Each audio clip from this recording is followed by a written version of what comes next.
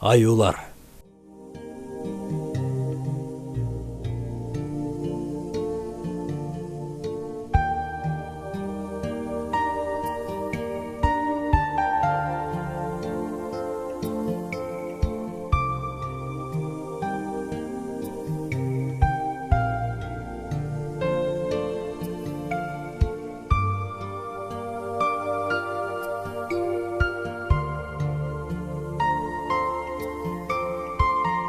Камчатканын жапайы жаратылышы көз жоосун алып, андагы бүтүндөй жаныбарлардын түрлөрүнө жашоо үчүн баардык шартты түзүп берген. Анда жашаган аюулар жергиликтүү дарыялар жана көлдөрдөгү балыктар менен азыктанышат. Бул аймакта адамдарга жырткычтар тарабынан көп кол салуулар болуп турат. Алардын кай бири аюулар тарабынан болот. Аюулар курмандыктарын көбүн эсе тиштеп, алып тырмактар менен чаап өлтүрөт. Антке менен аюуларды жаалдуу жырткычтардын катарына кошуу туура эмес. Ананда биз алардын жырткычтардын катарына кошуубузга биз алардын жашоосун толук анализдеп билбегенден улам келип чыгууда. Чындыгында алардын чыныгы жаратылыштагы жашоосун аз гана адамдар билет. Аюулардын кыш мезгилинде уйкуга кириши биологиядагы эң таң калыштуу жөндөм катары эсептелет. Кыштын кириши менен аюунун организми иштешин жайлатып, тамак сиңирүү, кан айлануу, жүрөктүн согуусу солгунда баштайт. Дал ошол акыбалын сезген аюу алдыртан өзүнө жата турган ийинди казып, кышкы уктоочу жайын камдайт. Аюунун дене табы 3-5 градуска чейин төмөндөйт да, жарым жыл кыш чыкканча ийинде уктап жатат.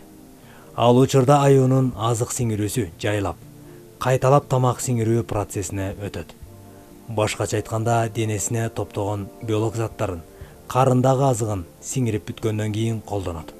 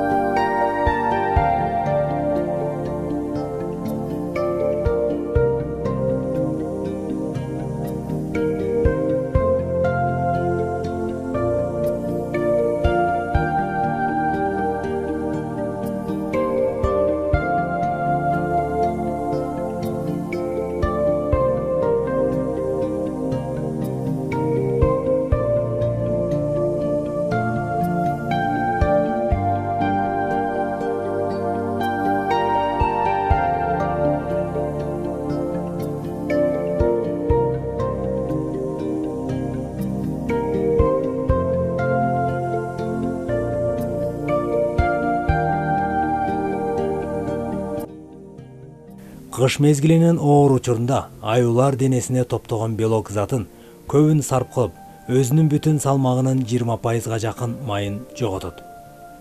Ургаач аюулар май-июнь айларында үйүгүшүгө кошулуп, уйкуда жаткан кезде курсактагы эмбрион өсүп жетилет. Алар 7-8 ай бойдо көтөрөт. Жаш ургаачу аюу 5 жыл дегенде гана үйүргө кирет да, 20 жылга чейин, 2 жылда бирден 4кө чейин төл берет. Аюунун мамалактары кыштын кычыраган суук мезгилинде жарык дүйнөгө келет. Анын салмагы 500 грамм болуп, көздөрү, кулактары жабык болот. Кызыл эт мамалактын денеси жүнсүз, сейрек гана майда кыл жүн менен капталат. Жаңы төрөлгөн мамалак алсыз болуп, өз алдынча тамактана албайт. Антсе да жаратылыш ушундай камкордукка бөлөгөн экен, кичине мамалак үчүн бир аз гана эне сүтү керектелет. Болжол менен 30%. Бир ай эне сүтү менен азыктанган мамалактар тез туралып, кулактары, көздөрү ачыла баштайт. Кыш кетип, көк чыкмайынча жаш мамалактар ийинден чыкпай, энесинин калколоосунда, камкордугунда болот. Качан гана кар эриген апрель айы келгенде, мамалактар энесинин жетеги менен сыртка чейинден чыгышат. Ал кезде мамалактар торолуп, денесин калың жүн басып калган болот. Бирок канчалык тентек, чунаңдаган кыял салышпасын, аларга энесинин камкордугу керектелбей койбойт. Чейинден чыккан алгачкы күндөрү мамалактар энесинин жетегинен чыкпай, ийиндин тегерегин жойлоп тим болушат. Анткени алар канчалык ийинден алыс чыкпаса, ошончолук алдуу болуп, күндүн таза абанын кучагында тез жетилет. Бир нече күндөн кийин гана кыштан аман сактаган, төрөлгөн ийинин таштап, тамак издөө үчүн энеси менен биргеликте аңчылыкка чыгышат.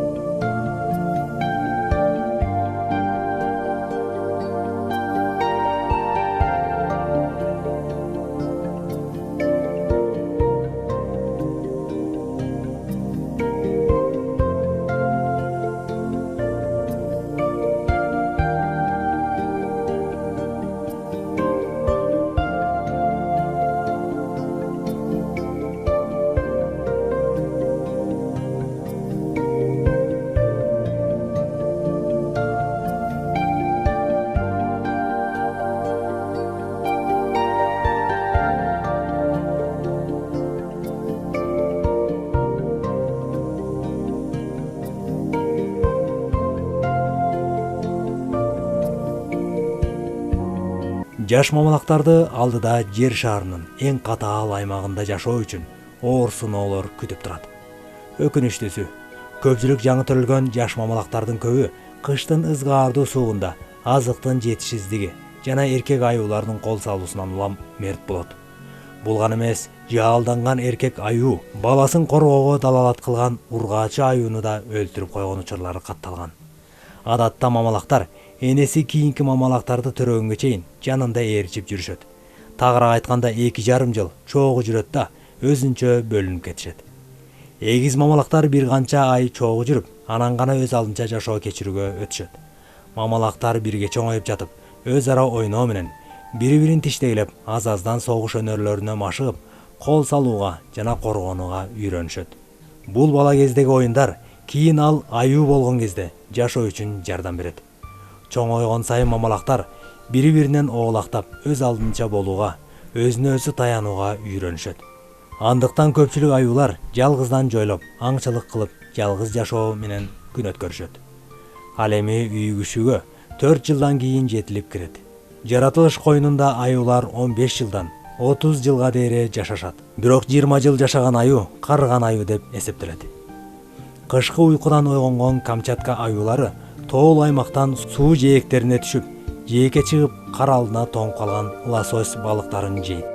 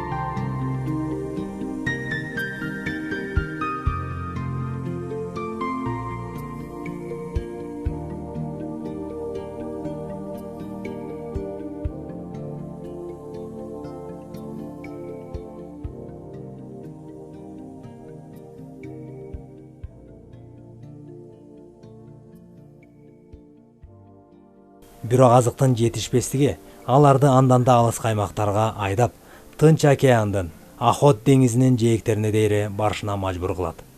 Аюулар кыйын кырдаалга туш болсо, тумшугуна урунган эмне жем болсо да жеп жашап кетүүгө жөндөмдүү. Анткени кыш чыккан мезгилде алдан тайып калган аюу өлүп тоңуп калган балыктан тарта морж, түлейин, жээкке чыгып өлүп калган киттин денесинен калган калдыктарды да жейт. Бул гана эмес, мөмө жемиштерди, алма, жаңгак, ит мурун жана чөп азыктарды да ылгабай жей берет. Кыскасы эптеп аман калуу үчүн өлбөстүн күнүн өткөрөт. Айтылгандай аюунун күнүмдүк азыгынын 80%-ын өсүмдүк майы түзгөндүктөн анын мөмө жемиштер менен ансыз да азыктанаарын айтып турат. Кыш чыгып күндүн жылуу нуру бүт аймакты жылуулукка бөлөгөн кезде аюулар эң биринчи кезекте көк чөп чыккан күнөстүү аймактарга бет алат. Көк чөп баш көтөрүп жерден толук өсүп чыкпаса да, анын тамырын казып жеп, ар жерди тытмалап казышат.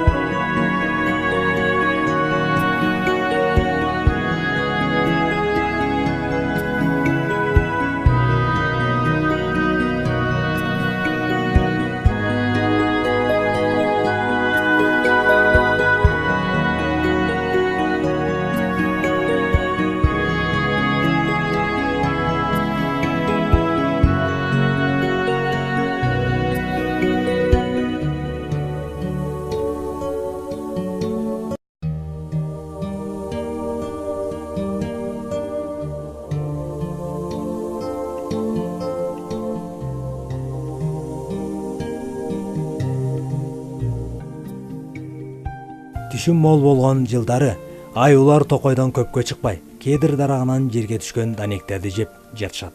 Июнь айларында аюулар суу, дарыя жээктерине түшүп, токум таштоо үчүн суу өйдө өрдөгөн нерест балыктарына аңчылык кылышат.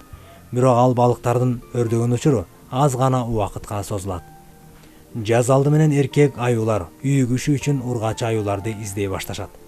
Жаз айлары өтүп, яй мезгили келген маалда Камчаткадагы дарыялардагы нерест балыктарынын токум таштоо убагы келип, жээктерде болуп көрбөгөндөй көптөгөн балыктар топтошат. Нерест балыктары токум таштаган соң ошол жээктерде жан берип, аюулардын жемине айланат.